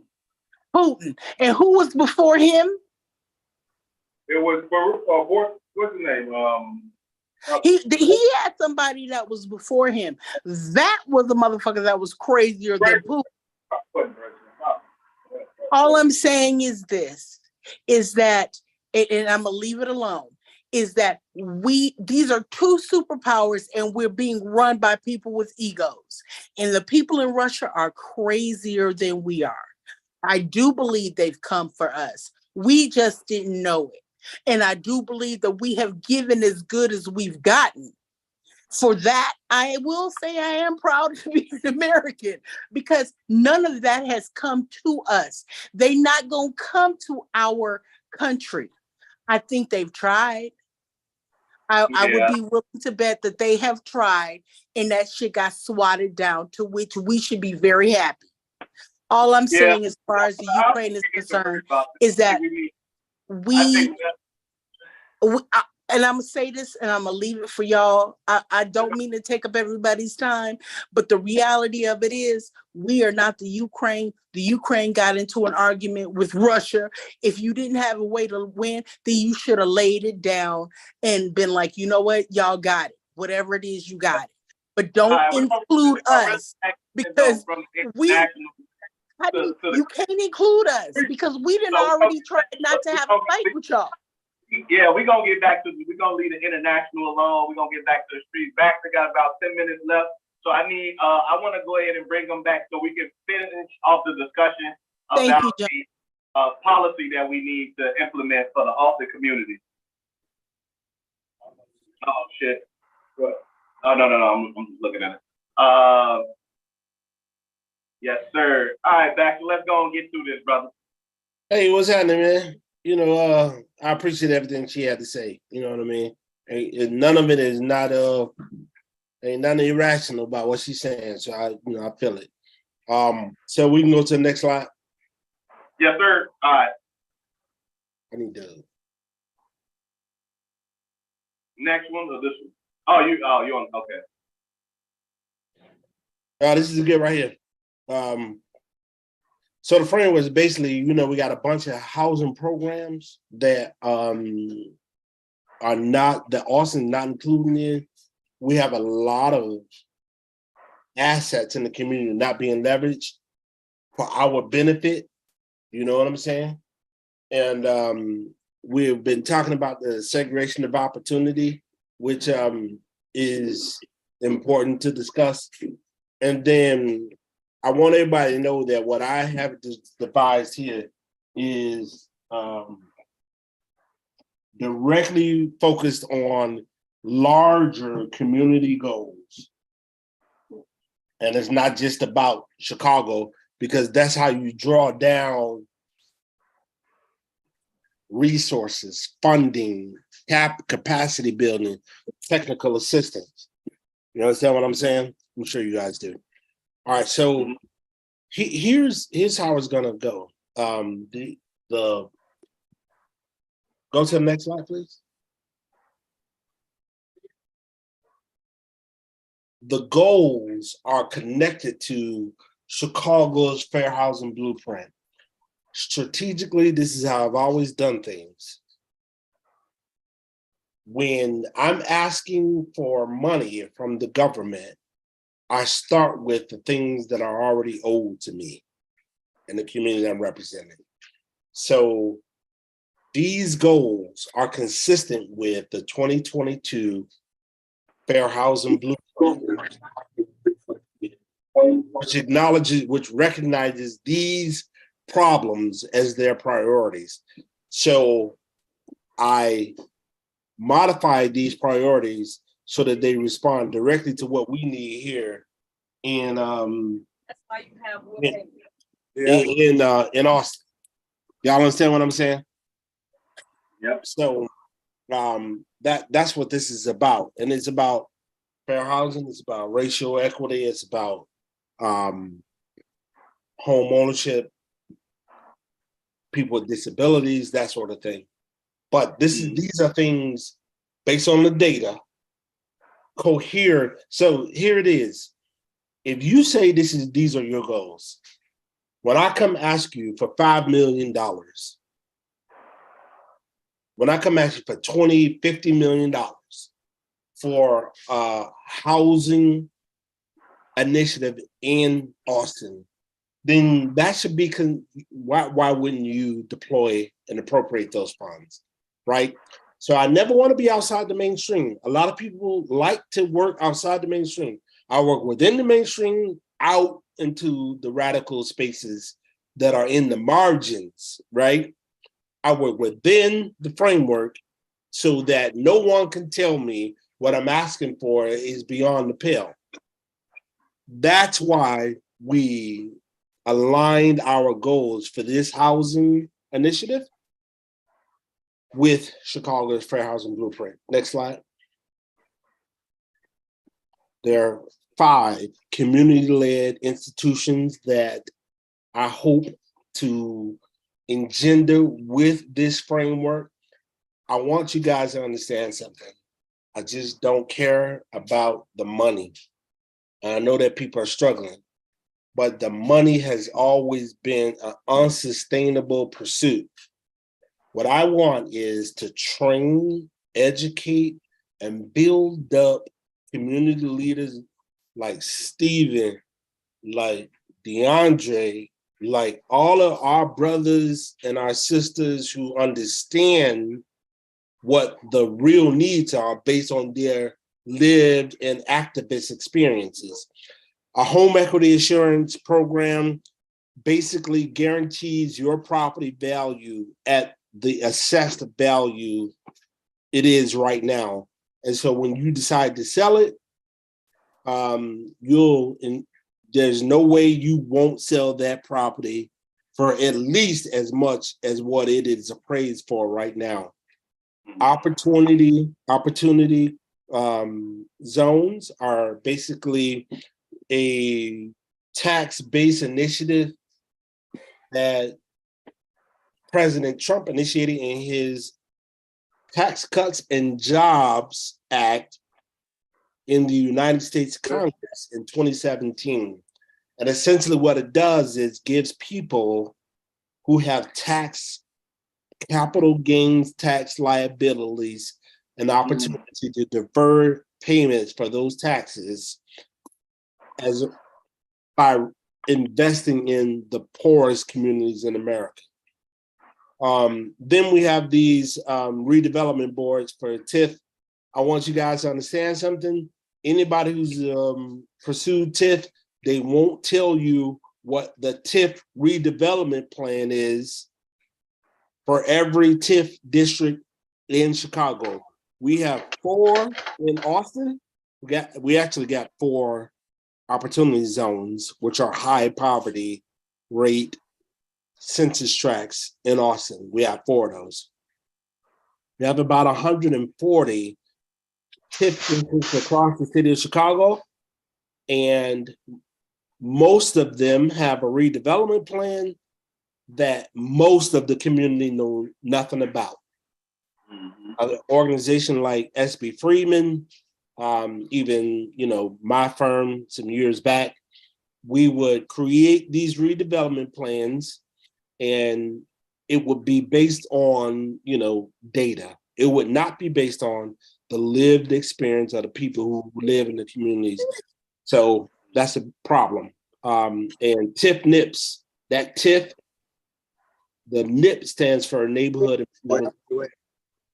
So the Development Advisory Committee is basically a community advisory committee for zoning and development in the community. So I feel like there's about 12 wards in the city that have community advisory zoning committees. None of them are in low-income African-American communities. And that's a problem. That's a problem for me. There's nothing stopping our aldermen from doing that today. Okay? Yeah. So when we're talking about zoning, which is, and this sounds really boring, nothing sexy about it. The woman who was on earlier today, she was talking about immigrants and all this sort of things in your community. Your community is zoned. There are redevelopment. All of us live in the TIF. Everybody on this call lives in the TIF district. I guarantee you. And before we are concerned with those people who live abroad, look at the TIF. Look at the redevelopment plan. There's money there for you. And the reason we don't access those funds because we don't understand the mission of the TIF redevelopment plans. We need to read those plans before we do or say anything. And then lastly, I got the Troubled Buildings Initiative is probably the most important part. The Troubled Buildings Initiative is a citywide initiative where abandoned vacant buildings or even buildings that are inhabited but got a lot of criminal activity, the Chicago Public Police Department, the Department of Housing, Department of Law, all of these departments work together to seize these buildings and make them, determine if we need to sell them or renovate them. And the most important thing is, I would like to see our block clubs be in charge of determining the buildings that are in need of to be reclaimed. Okay, there's a lot more to it than that, but I just don't want to, I don't want to talk too much. That's a public safety issue too. So as a district council, that's definitely something that I gravitated toward when I saw this presentation. I know you got to go, so you want to cover these last pieces real quick, or I'm gonna go through them real quick. Yeah. So look, go to the next slide, DeAndre. The MMRP needs to be expanded. That's a micro market recovery program.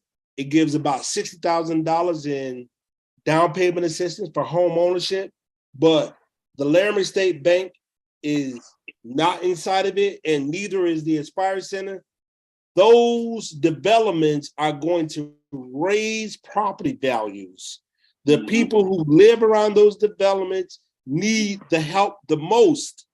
We need to expand that area so that everybody who's going to be exposed to rising property values and property taxes has an opportunity to access affordable home ownership, and that would include down payment assistance.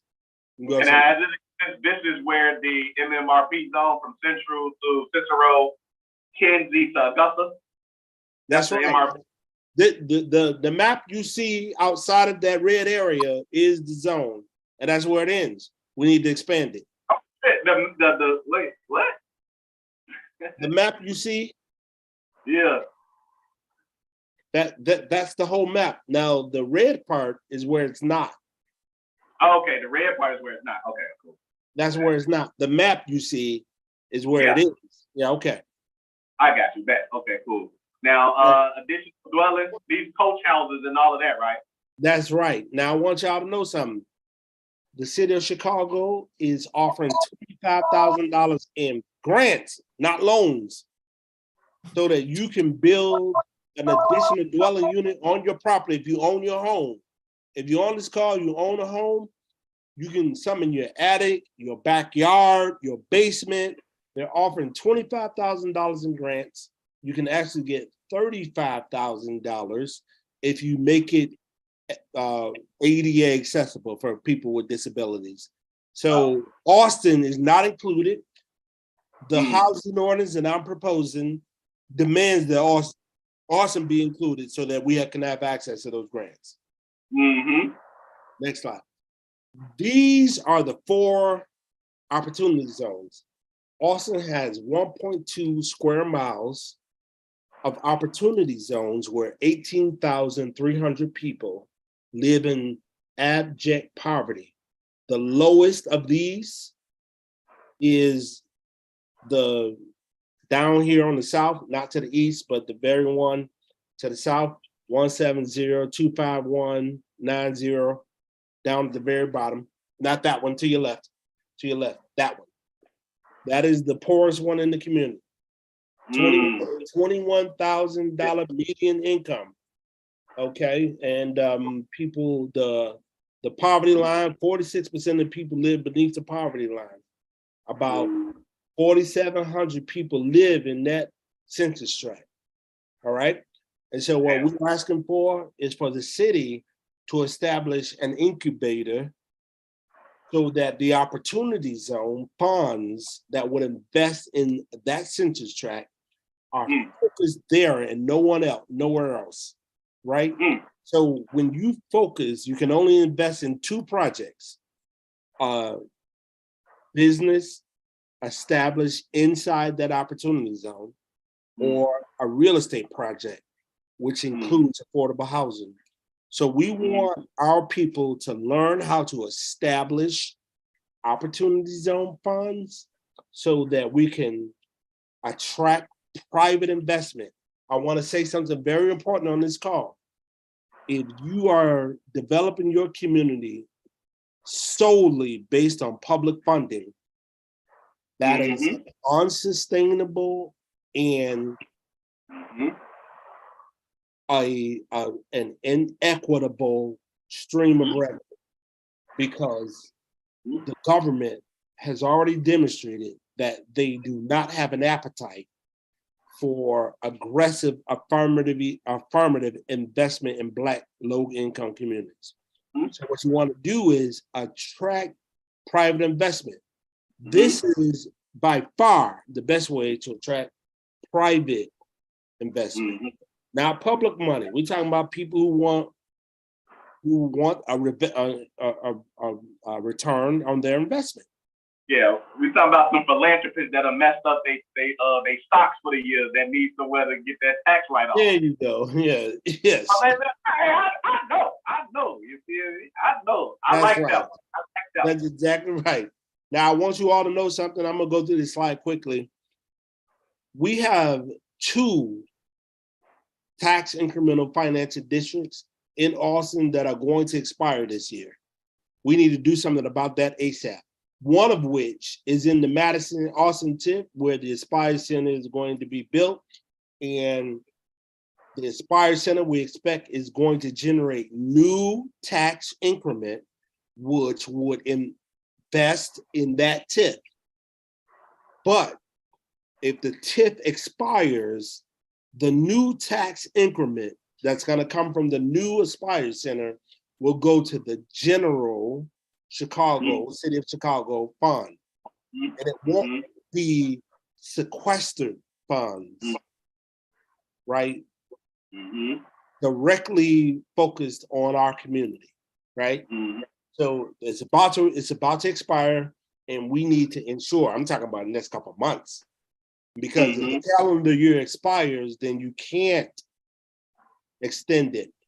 If you extend it, you can extend it to up to 12 years. So we want this TIF to go from 2023 to 2035.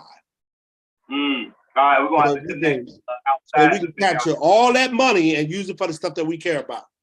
Now, this slide here is so that you guys understand. They made $30 million in TIF investment to generate $103 million in return. Now, that's not real return. Some of that money might be private, but most of it can be public. That is redevelopment project investments. The approved TIF is TIF only. Now, I want you guys to see something. Most of the projects that have been invested in are infrastructure projects. The reason that's important is because the TIF redevelopment plan prioritizes infrastructure projects. And the reason that's important is because if the people on this call had an opportunity to determine the redevelopment plan for this TIF, they certainly would not have invested in underpass rehab programs, libraries and whatnot. The general city fund can pay for that stuff. We don't need our TIF money to pay for that. You see what I'm saying? We would have used this money to have a grocery store, to build affordable housing. I know for a fact, the young woman that was on talking earlier, if she were on a decision-making body, she would make sure that this money was spent properly. You see? You all understand what I'm saying? Does everybody follow me? Yeah. Oh, yeah. All right. Yeah. So that's important. Look at all this stuff. What benefit did you get out of the Austin Southwest Underpass Rehab Program? If you even know what it is. None. Okay. Go to the next one. I think that was it. And so that's what I had to share. Look, man, I love you all, and I hope that we can all work together. Hey, Absolutely. Oh yeah, you already know we good, man. I appreciate you coming through back. I know you gotta run. Very informative. If nothing else, if Arnold got a question. Arnold. You the spoon. Oh, you on mute, Arnold? You on mute, Arnold?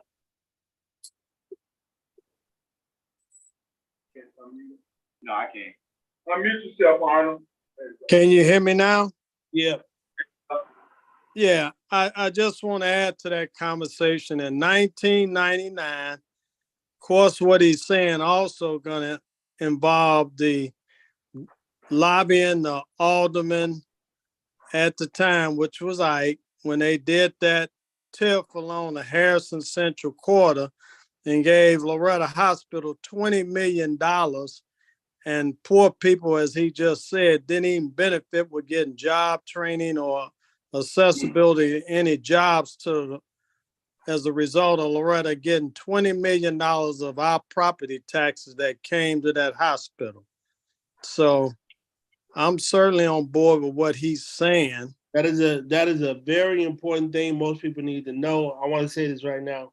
I know that most people on this call don't realize that the Harrison Central TIF, I believe that's the one, was specifically for the Laredo Hospital. Right. And we fought that and I want to make sure that everybody on this call knows what I understand what me and this man are just saying. Yeah. That TIF was generated for Laredo Hospital. And what I presented to some of the community members in the meeting that you had, DeAndre, was a one page to help you understand what they were trying to build there. None of that has transpired. All of it, Laredo Hospital is a corrupt institution. Poorly led, fiscally insolvent. And if the people on this call had anything to do with establishing that TIF for Laredo Hospital, like my friend just said on this call, we would not have allowed that to happen. It's not like what he was doing was protesting it. And now I heard somebody say that they applied for, I think it was you, Stephen, applied for TIF funds, you didn't get it. It's because the redevelopment plan probably doesn't allow for what it was that you were requesting. And this man understood, whoever he is, my friend that was just talking. Oh, that's Arnold. Arnold, a political savant. He's been doing this for as long as I've been alive. Yeah, he knows what's happening. And I just want to also add two other points.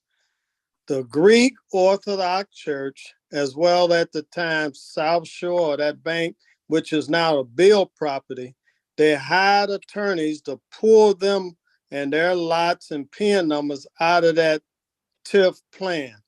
Also, when they did the Madison, Austin to going east, they also included for brick and mortar only. So there was no money unless you had an established business. When you're talking about bringing some businesses to the community, unless you was generating 100 employees, annual budget of about $1 million, then they gave you those grants so you could hire new employees. And the only two businesses we knew at the time that could do that was mortuary businesses and another one that escapes me at the time. But again, I understand what you're saying, Baxter. Disrespect, Mr. Your last name there. So, sir, DeAndre, Steve, let me look at that information, and we need to, as I would say, to be foretold is to be forewarned. That's two. Yeah.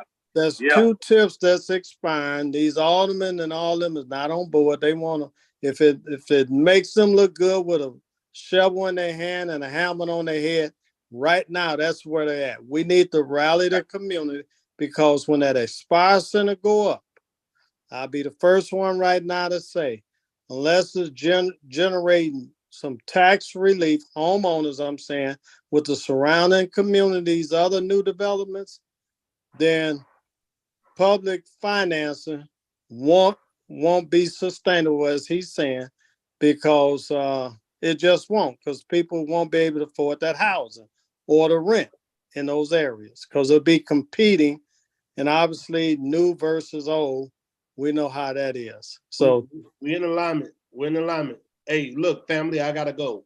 yeah.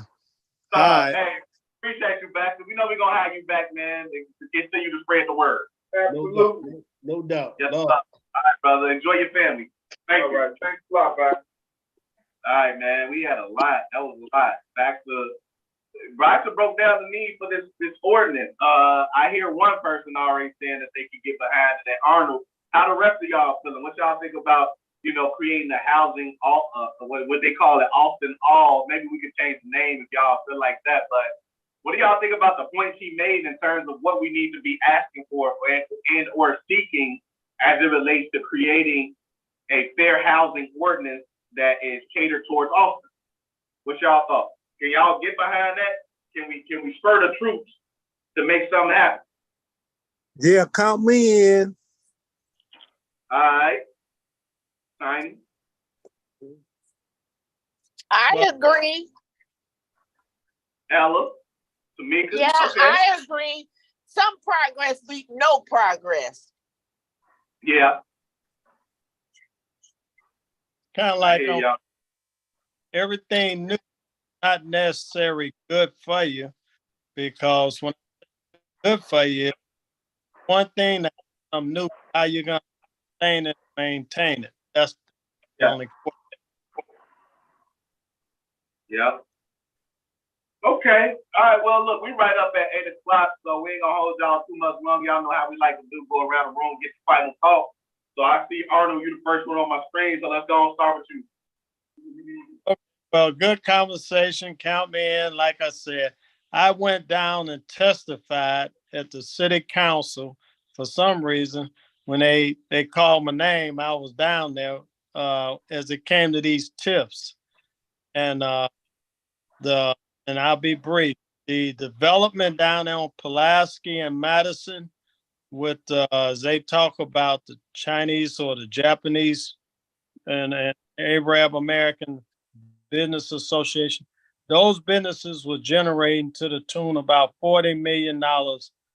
That Nike store alone was generating more money than practically 3/4 of the Nikes that was in throughout America. So just that one location on Madison Street.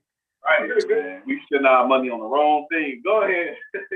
Go ahead, Arnold. God, man, why all that money, man, on them damn shoes like that? Those tips, get it through the Department of Planning and Budget. They'll have that information. Lastly, when I got that, when I went down there, we was holding and conducting meetings at the refectory. Then stopped with the getting put out to the. We got to get on board early, and I'll talk to you guys.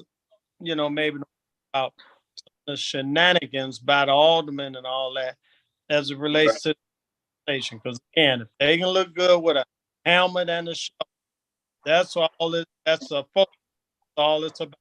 Okay. Yeah, got you, Arnold. Tiny. Yeah, well, I thought it was a great conversation. I agree with everything that the young lady said, and count me in. All right, bet. Ella.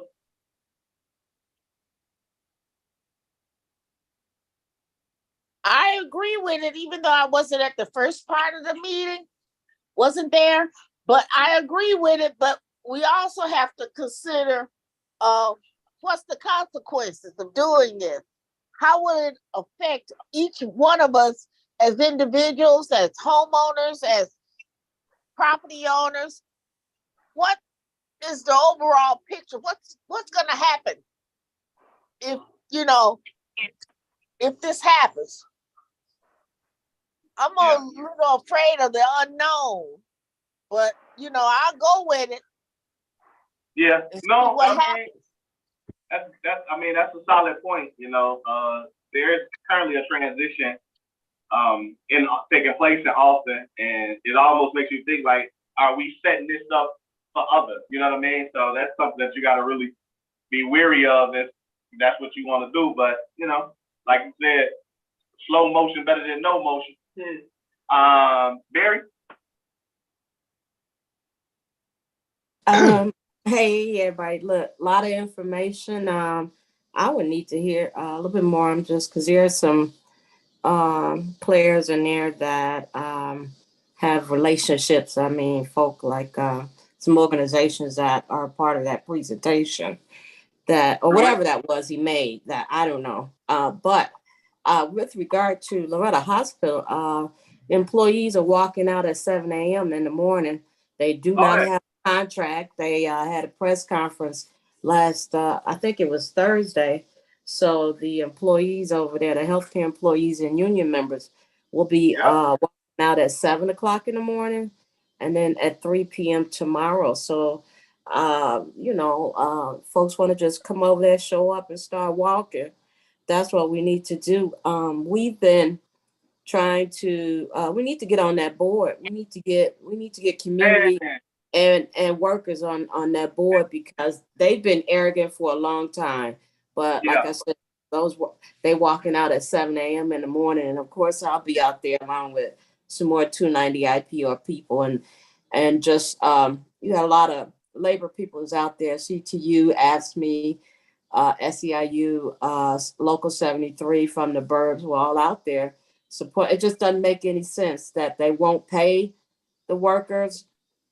They've hired, actually they got $5 million from Springfield, and then they brought in some temporary workers. They're just not, they're disrespecting the community and the workers. So we're behind the workers tomorrow.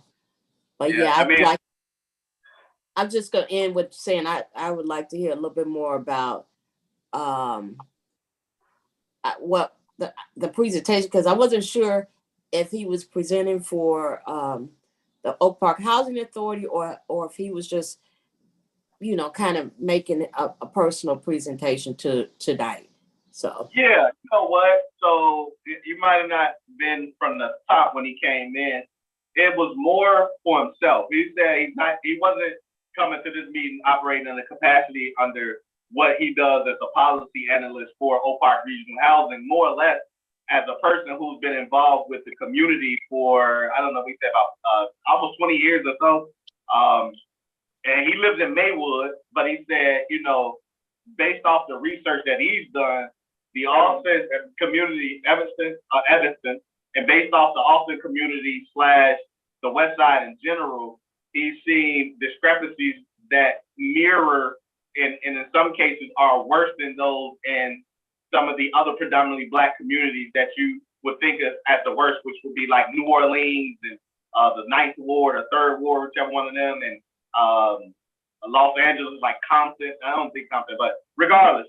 So in some of those, he was just saying that he's essentially utilizing his specialty, if you will, what he went to school for and what he's known to do in order to help establish some policy that can offset those issues in the community. So the part where especially when we left off at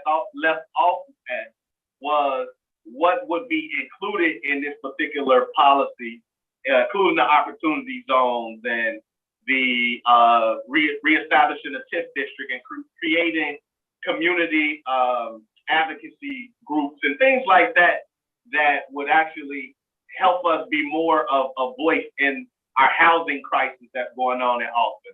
So he was saying that this is something that he started to work on, but his thing is really want community to be involved in this so that we can continue to take it further. But he says, essentially, again, he started it because this is what he likes to do. He's not getting paid for this.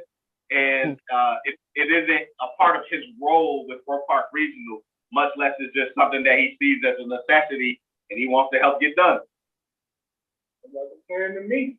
So, and I know we'll have him back on and, whatever the case may be. And we didn't get a chance to really ask questions and flesh things out, but it was a lot to even cover. So I'm sure we'll have him back again and we'll just, go over it again, To the nitty and the gritty. Thanks, Mary. Now, Barry Corn. Hey, guys. Hey, Uh, Barry. Hey, how are you, Tiny? I caught just the tail end of Baxter Swiley's talk, and he seemed very knowledgeable. And I like Arnold and him coming together on supporting the bigger community. And I particularly like Ella's point about what is the bigger picture. But money coming into the West Side is a double-edged sword. It can help and it can hurt. And how it comes in and how it's managed is really crucial. So good show. Sorry I didn't hear more of it. Oh, yeah. Appreciate you, Barry. It's always good. I mean, look, money always makes things a little rougher than they need to be for whatever reason. I talked about it a little bit. You weren't here for it, but I talked about how we, find it very difficult to work together for whatever reason. I mean, even amongst family members.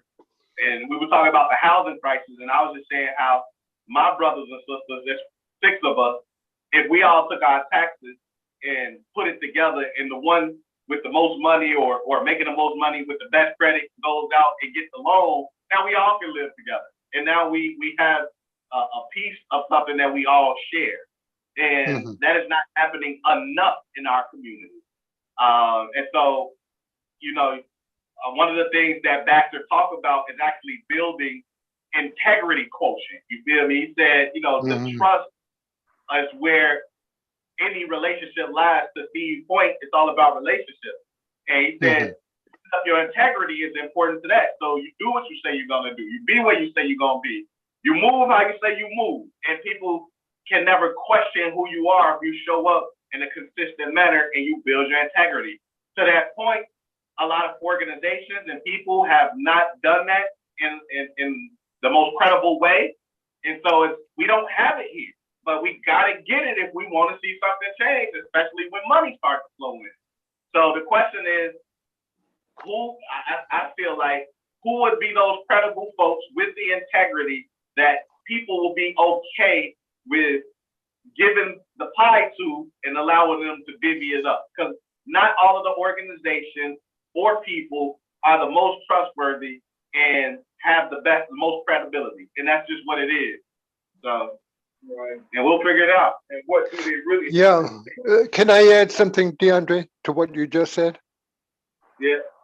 I totally agree about integrity being really important. And what occurs to me is that's the role of insurance, and whether we can set up some kind of insurance assurance to help us improve the integrity. Yeah. So we've got, so if somebody doesn't do something they said they were going to do, in pops some of the insurance funds to hire somebody to get it done or something, some way that we can figure out our own way of ensuring that when something has to be done, it gets done. Yeah, true indeed. Thanks, Barry. Tamika? Hey, Tamika. Hey, Tamika. Wait. Okay. Hi, everybody. Long time no see. Here. Hello. So, I could understand both viewpoints of tonight's podcast. We do have to work together as a unit, like I always say, but it is unfair that other people can come from other places and get more than we can. And I would agree that it's due to systemic racism. That's the most highest function of how they get away with what they're doing. Yeah. Agreed. That's all. All right, thank you. I think that is Kim still there? iPhone? I'm here. Yo, final thought? What? Final thought? I mean, my only thought is that I believe Americans come first. People that have put in come first. And anybody that has illegal, because we can call them immigrants, but that's a shortened name. What it used to be was illegal immigrants. Anything we do in America that is illegal, our Black asses are going to jail. So I'm trying to understand why illegal means something different. Illegal immigrants need to pay the cost for being illegal, period. Not getting, oh, we're going to get bused from Texas to here because we're a sanctuary city. Does sanctuary city mean we're sanctuary city for criminals? Because in order to be illegal and to stay illegal, that means you're a criminal. So that's just it for me. For me, it's just real simple. It's real like black, white. If you are an illegal immigrant, then you should be treated as such. Because Black people, illegal, 20 years ago, you had a dime bag of weed, you were illegally going to jail. So for me, it's just like, it's real simple. If you're an illegal immigrant, then you got to go through the process of being illegal. That's all I got. All right. Yeah, for sure. All right. And celebrate. Somebody else on the iPhone. Celebrate. I don't know. Yeah. That's what it says. I don't know. Got anything? Celebrate day. Go ahead, Steve. Well, I want to say it was pretty intense show. And for those that are on today, make sure you tell someone else to get on next Sunday. Because we need everybody's comments, concerns, and issues so we can rally around them and try to make solutions and get some things done. Yes, sir. It's been a rough year already. So many things going on. Always. From the weather to the people to the immigrants to the people that are just not getting anything that's been here, and every day brings a new challenge. Every day, and it's getting more and more intense. That's all I can tell you, guys. Couple things. If you live in the 15th district, I am your 15th Police District Council person. I'm the community engagement person. Our next meeting will be at the Church of Home in Christ, located, forgive me, on Polk in Cicero. It's literally once you get off the expressway on Polk and Cicero at 6 o'clock, August 10th. I believe it's called the Church of Home in Christ.